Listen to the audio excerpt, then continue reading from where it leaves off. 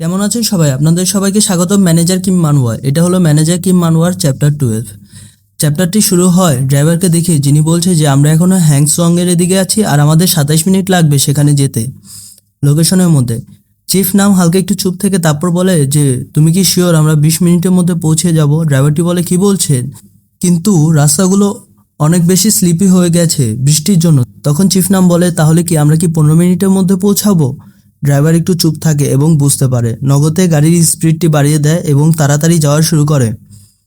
অপরদিকে ম্যানেজার কিমকে দেখানো হয় যে যিনি বলছেন যে হ্যাঁ তুমি কি তাদের থেকে একজন।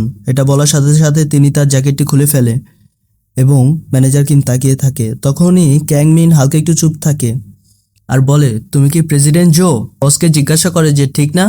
তখন বস বলে যে না, সে প্রেসিডেন্ট জো না, কিন্তু সে একটা খারাপ লোক যে তোমার বাবাকে অনেক কষ্ট দিয়েছে, তাই তোমার আরেকটু বেশি কষ্ট করা লাগবে সান।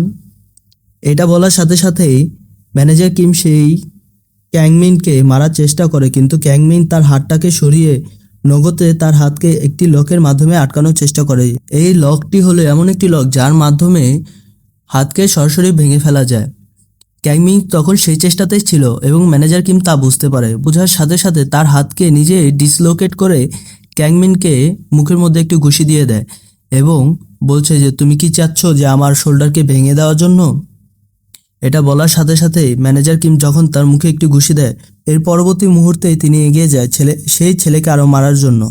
তিনি তার হাতটাকে নিজে থেকে ফিক্স করে আর বলে যে হ্যাঁ, এই ফাইটটা আমার জন্য সহজ হবে না। এটা ভেবে নগদে অনেকগুলো ঘুষি একসাথে ক্যাংমিনকে দিতে থাকে। আর ম্যানেজার কিম বলে যে কি বলছো, সে তার বাবা, তুমি আর কোনো কথা বলবো না। কে?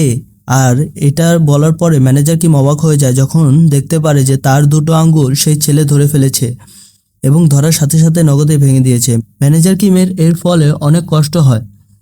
তিনি যখনই এর থেকে বাঁচার চেষ্টা করে, ক্যাংমিন তার শোল্ডারটি ধরে তার গলা সেখানে পাও দিয়ে একটি আঘাত করে, যার ফলে ম্যানেজার কিম অনেক ব্যথা পায়। কিন্তু ম্যানেজার কিমের এরকম সময় ছিল না। ম্যানেজার কিম নগদে ঘুরে সেই ছেলেটির পাকে আরেকটি লকের মধ্যে ধরে ফেলে, যার জন্য তিনি চেষ্টা করছে যে না, ছেলেটির পাটা যেন ভেঙে দেওয়া যায়। ছেলে তখনই বুঝতে পারে, সেই লক থেকে বের হওয়ার চেষ্টা করে। ম্যানেজার কিম সেই ছেলের পাটা ভেঙে দেয়, তখন চিৎকার করতে থাকে। ছেলেটিকে চিৎকার করতে দেখে ম্যানেজার কিম বলে যে তুমি হয়তোবা বুঝে ফেলেছো যে না, এটা এখন ঠিক হবে না। তাহলে এটা বলার সাথে সাথে ম্যানেজার কিমের মুখের মধ্যে আরেকটি লাথি দিয়ে ছেলেটি দূরে সরে যায় এবং বস তখন বলে যে হে, তুমি এখানে কি করছো? তুমি জানো না তুমি কোথা থেকে এসেছো? ক্যাংমিন। আর ক্যাংমিনকে দেখানো হয়। বস তখন বলে যে তুমি বুঝো না যে তোমার বাবা কি বলেছে? তোমার যদি মনে হয় যে না তুমি এখন হেরে যাবে, তাহলে যত যাই হোক তোমার তাকে মারাই লাগবে। দরকার পড়লে তুমি তার গলার মধ্যে একটা বাইট দিয়ে দাও, তাই না? বস তখন বলে যে ঠিক কি না বলো। অপরদিকে ম্যানেজার কিম নগদে এসে বসকে মারার চেষ্টা করে, কিন্তু ক্যাংমিন এসে বাঁচিয়ে দেয় এবং দুজন দূরে সরে যায়। তখন বস বলে যে ইস রে ব্যথা। ক্যাংমিন বলে যে ঠিক আছে, আমি বুঝতে পেরেছি, আমার যত যাই হোক তাকে মারাই লাগবে। এটা বলার সাথে সাথে ক্যাংমিনের ফেস দেখানো হয় আর তিনি তার পিছন থেকে একটা চাকু বের করে নেয়। ক্যাংমিন তখন মনে মনে ভাবে যে হ্যাঁ, বুঝতে পারছে যে আমার বাবা এখন রাগান্বিত হয়ে আছে, যার মানে আমার তাকে তাড়াতাড়ি মারা লাগবে। তখনই ম্যানেজার কিম তার শোল্ডারটি ঠিক করে আর মনে মনে ভাবে যে আমার তাড়াতাড়ি এটাকে শেষ করা লাগবে আর মিঞ্জির কাছে যাওয়া লাগবে। এই ছেলেকে দেখে মনে হচ্ছে যে এর বয়স মিঞ্জির মতো, তাহলে আমাকে মারার পরিবর্তে, এটা ভাবার সাথে সাথেই ছেলেটিও এগিয়ে যায় এবং ম্যানেজার কিমও এগিয়ে যায় মারার জন্য।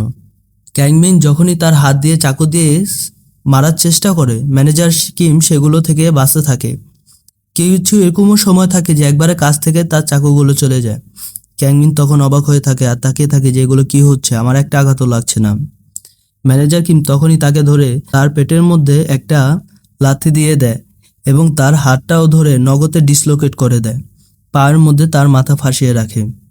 ছেলেটি তখন বের হওয়ার চেষ্টা করছে কিন্তু কোনো রাস্তা পাচ্ছে না। অপরদিকে ম্যানেজার কিম রাগান্বিত হয়ে থাকে আর বলছে যে আমি জানি না তোমাদের মধ্যে কি সম্পর্ক বা তোমার ঘটনা কি, কিন্তু এরকম কোনো বাবা নেই যে তার ছেলেকে স্যাক্রিফাইস করতে পারবে শুধুমাত্র তাদের জন্য। তখন ছেলেটি নিজে রেখে আবার ছাড়ানোর চেষ্টা করে কিন্তু পারে না। আর ম্যানেজার কিম বলে যে তুমি সত্যি একটা গাধা। তখনই ক্যাংমিনের অতীতের দৃশ্য দেখানো হয় যেখানে বস ক্যাংমিনের দিকে তাকিয়ে আছে আর কেউ বলছে যে হে ক্যাংমিন চলো, তোমার বাবা এসে গেছে, চলো। বস তখন ক্যাংমিনের দিকে তাকিয়ে থাকে। বর্তমান সময়ে ম্যানেজার কিম এখনো কষ্টে আছে সেই ছেলেকে আটকে ধরে রাখার জন্য। ক্যাংমিন তা বুঝতে পারে। সে বের হওয়ার চেষ্টা করছে কিন্তু পারছে না। কোনো আর রাস্তা না পেয়ে সে দাঁত দিয়ে ম্যানেজার কিমের পায়ে কামড় দেয়, যেখান থেকে রক্ত বের হওয়া শুরু করে, কিন্তু ম্যানেজার কিমের কষ্ট হলেও ধরে রাখে। এভাবে ক্যাংমিন আরো মনে করতে থাকে। বস সেই লোককে বলছে যে তুমি কি শিওর এটা অনেক কষ্টকর হবে? এই ছেলেটির কোনো আইডেন্টিটিও নেই আর কোনো রিলেশনও নাই। তাহলে কি হবে যদি সে কাউকে মেরে দেয়? আর আমি কিভাবে তাকে কন্ট্রোল করব? আমি কি তাকে খুঁজতেও পারবো? তুমি আমাকে বলো। তখন সে লোকটি বলে যে তুমি এসব নিয়ে চিন্তা করবে না, তুমি শুধু এতটুকুই বলবে যে হ্যাঁ তুমি এই ছেলের বাবা, তাহলে সে তোমাকে ফলো করবে, এটাই হবে। এটা এরকম একটা ছেলে যার আর কোনো কিছু না, শুধুমাত্র একটা পরিবার লাগবে। তখন ক্যাংমিনের ব্যাকসাইড দেখানো হয় যেখানে শুধু আঘাতের চিহ্ন। ক্যাংমিন এগুলো ভাবছে আর শক্তভাবে ম্যানেজার কিমের পায়ে কামড় দিয়ে ধরে রেখেছে।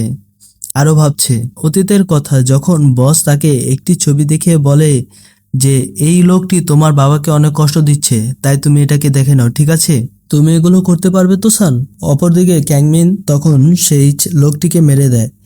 বস বলে যে ঠিক আছে, ভালো কাজ করেছো, গুড জব সান। ক্যাংমিন কাঁদতে থাকে আর এসব ভাবতে থাকে। আবার অতীতের একটা দৃশ্য দেখানো হয়। সাংমিন বসকে বলছে যে বস এগুলো কি ঠিক হবে এভাবে করাতে? কারণ কি ওই ছেলেটা কোনো মানুষ না, ওটা একটা বিস্টের মতো। বস তখন বলে স্যাংমিন আমি জানি ও একটা বিস্ট, তাই আমি ওকে টাকা দিয়ে কিনেছি, ওকে একটা মানুষ। স্যাংমিন তখন ক্যাংমিনের দিকে তাকিয়ে থাকে। আর বস বলে যে তুমি যাও, তোমার কাজ করো আর এইসব ফালতু কথা কওয়া বন্ধ করো। বর্তমানে স্যাংমিনের অবস্থা দেখানো হয়। মিনের কাটার ফলে ম্যানেজার কিম একটু সময় নিয়ে আস্তে আস্তে যেতে থাকে এবং তার পা থেকে রক্ত পড়তে থাকে। ক্যাংমিনের সেখানে সেন্স হারিয়ে যায়। পর ম্যানেজার কিম আস্তে আস্তে সে বাংকারের দিকে যেতে থাকে। হাঁটতেও অনেক কষ্ট হচ্ছে। তিনি মনে মনে ভাবছে যে মিনজি আমি এসে পড়েছি। একটা দৃশ্য দেখে ম্যানেজার কিম অবাক হয়ে যায় আর বলে যে কি? এরই সাথে এই চ্যাপ্টারটি শেষ।